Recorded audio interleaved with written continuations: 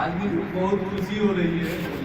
कभी मैं अकेला आया था संजय भाई साहब को ये बताने, हिम्मत भी नहीं होता था बताने का। मैं सोचता भी नहीं था कि संजय भाई साहब इतना बढ़िया काम करेंगे, और आज इतना बड़ा टीम, ये मुझे बहुत फख्र हो रहा है। ये सारा टीम मेरा है।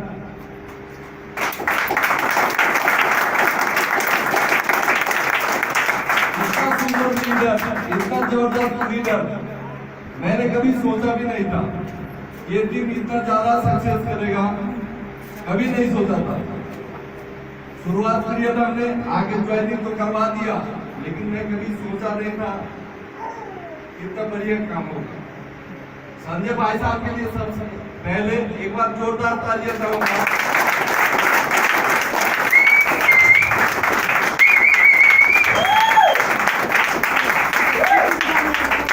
इन्होंने बहुत धैर्य से काम किया, इतना बढ़िया धैर्य शायद बहुत आदमी के पास नहीं होगा, क्योंकि मैं भी शुरू में मैं भी भटका हुआ था। मैं भी मन से काम नहीं कर रहा था। जिस समय मेरा छोटे भाई का इनकम 47,000 रुपया पर आया, तब जाके मुझे समझ में आया इस चीज में पैसा बढ़िया कमाया जा सकता है। मैं बेमन से काम कर रहा था, और धीरे धीरे मैं भी इसमें लगा, और आज डायमंड का लेवल मिल चुका है।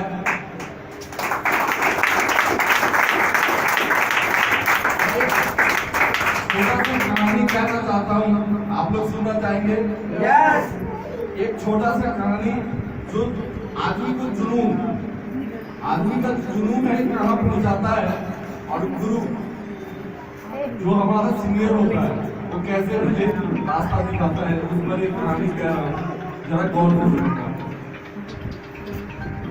एक राजा की बेटी थी, उसका नाम था तारामती। तारामती देखने में बहुत सुंदर थी, जैसा नाम था वैसा उसका गुण भी था। तो तारामती राजा की बेटी थी, उसके घर में एक कोई काम करने वाला, जो क्या बोलते हैं, बाथरूम वगैरह सफाई करने वाला जो होता है, वो सफाई करने वाला, वो उसके घर में काम कर रहा था। उसकी पत्नी जाके काम करती थी तारामती के घर में। और एक दिन जो लेडी थी वो बीमार हो गई, और बीमार होने के बाद क्या हुआ, अपने पति से बोला कि मैं तो डेली जाता हूँ काम करने, आज आप भी जाके काम कर दो। उसका पति क्या करता था, डेली पी के सोया रहता था, कोई काम करना नहीं करता था, और आवारा टाइप का था। तो एक दिन क्या हुआ, उसकी पत्नी बीमार पड़ गई, और वो उन्होंने सोचा कि चलो सब दिन तो यही काम करती है, आज मैं जाके बाथरूम वगैरह की सफाई कर देता हूँ। उस दिन गया, वहाँ काम करने गया, और काम करने वहाँ पहुंचा, संजोग से बाथरूम का गेट लॉक था, उसमें तारामती का आ रही। जिस समय वो निकला, बैठे नहीं हो ना, आदमी निकलेगा, मैं सफाई करूंगा। क्या हुआ, जब गेट खुला तो तारामती उस समय अवस्था में थी, नहाने की अवस्था में थी। वो देख के क्या हुआ, बेहोश हो गया। जो काम करने वाला लड़का आया था वो बेहोश हो गया, और बेहोश होने के बाद क्या हुआ, तारामती अपने नौकर को बुलाया और बोला, देखो कौन है ये जो बेहोश हो गया। उसको किसी तरह हॉस्पिटल वगैरह में एडमिट कराया गया, तो उसका तबीयत ठीक हुआ। हॉस्पिटल से फिर उसको घर लाया गया। उसकी पत्नी पूछी, आखिर क्या है जो आप बेहोश हो गए, आपको क्या प्रॉब्लम हो गया? उसके मन में गलत विचारधारा था, और वो बोला कि देखो ये बताने वाली बात नहीं है, जो लेडीज को मैंने देखा वो देखने में इतना सुंदर थी कि मुझे उसको एक बार और देखने की चाहत है, और मैं चाहता हूँ कि एक बार मुझसे वो मिले। उसकी पत्नी बोली, तुम तो ऐसा बात कर रहे हो, अभी वो राजा की बेटी है, ये बात सुनेगी तो दोनों मियाँ बीवी को भिजवा के गुस्सा बनवा देंगे। तो ऐसा सोचो भी मत। तो इसका पति बोला या तो वो नहीं मिलेगी तो मैं मर जाऊंगा, नहीं तो मुझे एक बार दिलवाई। इसकी पत्नी समझदार थी, सोचा कि आखिर नहीं मिलवाऊंगी तो मेरा पति मर जाएगा तो मैं विधवा हो जाऊंगी, और इसको बोलती हूँ वहां भी मारी जाती हूँ। बहुत सोच विचार करने के बाद तारावती वो सोची कि तारावती समझदार है, यदि उसको कुछ कहूंगी तो हम निकालेगी। उसने क्या किया, तारावती को जाके बोली कि ऐसी सी बात है, हमारा पति आया था ऐसे करने, सफाई करने, उसको कुछ गलत फहमी हुआ है। तो तारावती सोचने लगी ये औरत तो बहुत समझदार है, बहुत दिनों से हमारे यहाँ काम कर रही है, इसको मदद किया। उसने बोला कि उसको बोलना कि तारावती तुमसे मिलेगी लेकिन एक शर्त पे मिलेगी।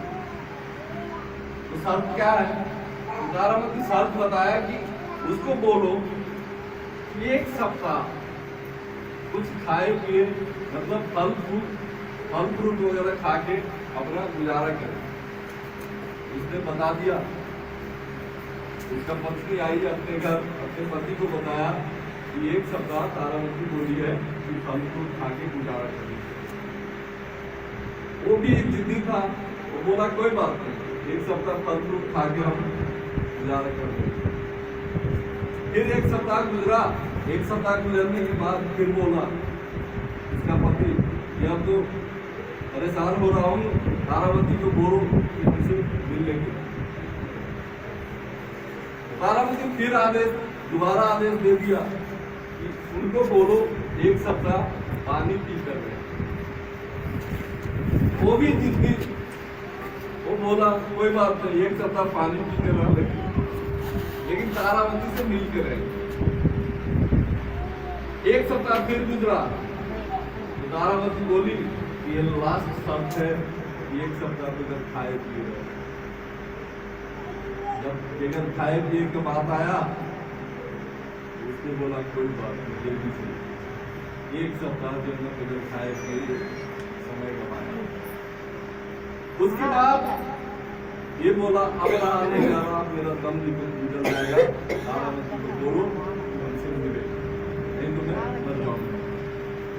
तारावती फिर आदेश दिया कि जैसा है वैसा ही, तुम यहाँ नहीं कोई दूसरे जगह का श्मशान घाट बताया। बोला उस श्मशान घाट में निकला,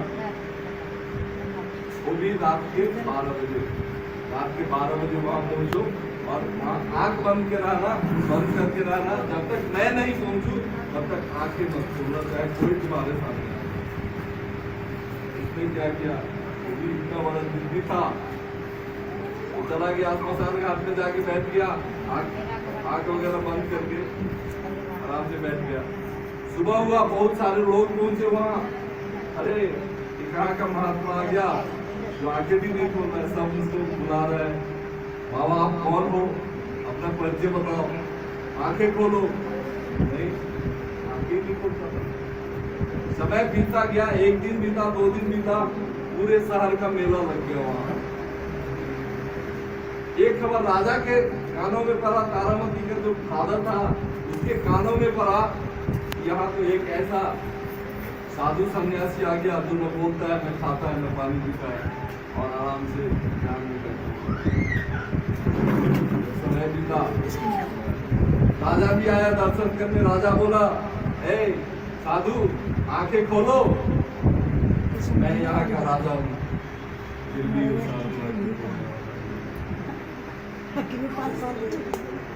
जब लास्ट में राजा क्या किया, प्रणाम करके वहां से चला गया, अपने घर में गया, अपने घर में चर्चा किया कि हमारे देश में एक ऐसा साधु आ गया है, न खाता है, न पीता है, न आंखें खोलता है, कुछ नहीं। तो तारावती उधर से बोलती है कि पिताजी यदि आपका आदेश हो तो मैं भी थोड़ा साधु का दर्शन करूं। राजा की बेटी कैसे नहीं उसका आज्ञा का पालन होगा। राजा बोली अहो भाग्य, तुम तो ऐसा साधु का दर्शन करोगी तुम्हारा नसीब और खुल जाएगा। तो तारावती तो जानती थी कि ये वही है। अब तारावती ने राजा से कहा कि पिताजी मैं तो राजा की बेटी हूँ, मुझे एक ऐसा कपड़ कोट लगवाओ जहाँ तक वो है उसके बीच में कपड़ा का हो रास्ता बनाओ जो मैं बीच बीच में जाऊं और उससे मिल के आ जाऊं। राजा का आदेश तुरंत हुआ और कपड़ कोट लगा। कपड़ कोट लगने के बाद तारावती वहां गई और वहां जाने के बाद वो भी आंखें कोट में आ गया। जब एक बार बोला फिर भी नहीं आंखें खोला, दोबारा बोली फिर भी आंखें नहीं खोला, दोबारा बोला तो आंखें जब खुला तारावती के पैरों पर वो झट से उठा और उसके पैरों में गिर गया। बोला आप ही मेरा गिर, क्योंकि मेरा जो मकसद था उस मकसद को आपने बदल दिया। मेरा जो जिद था मैं एक जिद्दी था, लेकिन मुझे उस परमात्मा से आपने मिला दिया।